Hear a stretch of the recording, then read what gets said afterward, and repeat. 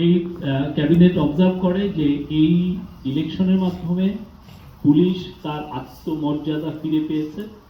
আপনারা জানেন পুলিশ জুলাই অগাস্টের 2024-এ তাদের রোলের কথা আমি আবার নতুন করে বলতে চাচ্ছি না, বাট পুলিশের অনেকে বলে যে পুলিশের কনফিডেন্স লো, পুলিশকে দিয়ে কি আদৌ আমরা একটা ভালো ইলেকশন দেখতে পাবো কিনা, এই ধরনের আলাপটা ছিল।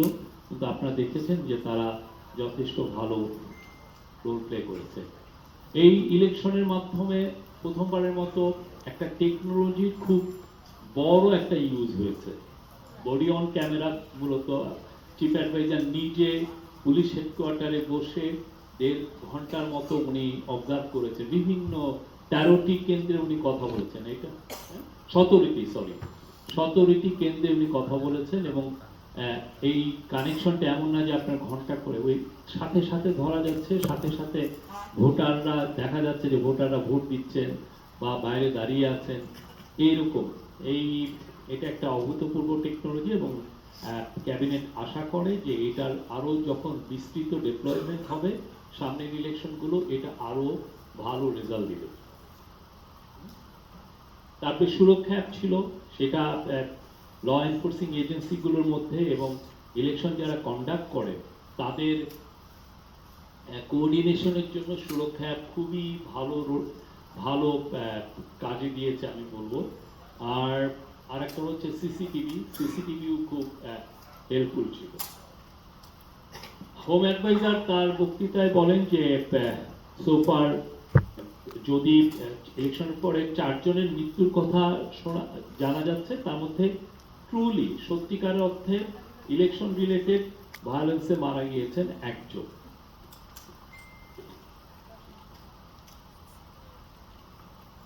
আর হাতিয়ার যে মেয়েটার বিষয়, সেটার বিষয়ে উনি বলেন যে এই বিষয়ে একটা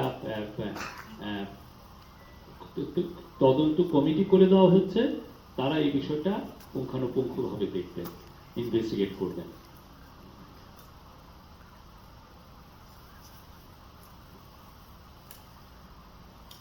চিফ অ্যাডভাইজার বলেছেন যে বডি অন ক্যামেরা এখন থেকে বাংলাদেশের যে কোনো ইলেকশন ম্যানেজমেন্টে এখন উইল নাও বি এ মানে কি part of election management.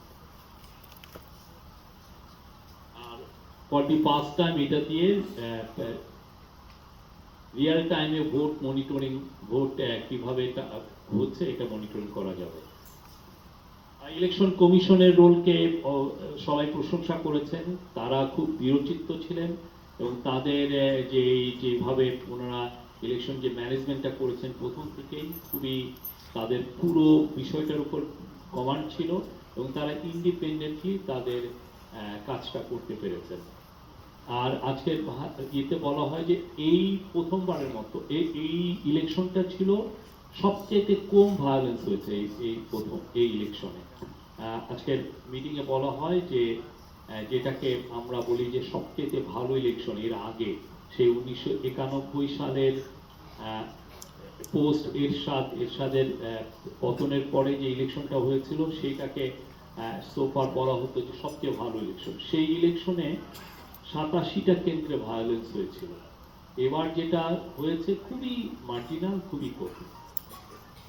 R election অবজারভাররা আপনারা শুনেছেন যে ইলেকশন অবজারভাররা যেগুলো বড় বড় দল এসেছিল, প্রথমত হচ্ছে ইউরোপিয়ান ইউনিয়ন সাধারণত বিদেশে মানে তাদের ইলেকশন অবজারভেশন টিম পাঠায় না, বাংলাদেশের ক্ষেত্রে পাঠিয়েছে এবং বাংলাদেশকে তারা তার একটা অন্যতম ইকোনমিক পার্টনার হিসেবে রাখবে এবং বাংলাদেশের ডেমোক্রেসি ট্রানজিশনের প্রথম থেকেই তারা সাপোর্ট দিয়ে আসছে।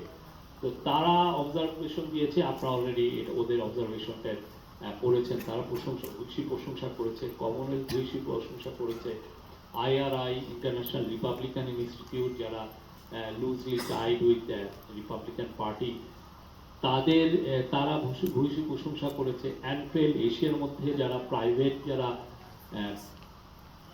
ইলেকশন অবজারভেশন করেন নিয়মিত, অ্যানফেল আজকে তাদের স্টেটমেন্টে এই ইলেকশনের ভূয়সী প্রশংসা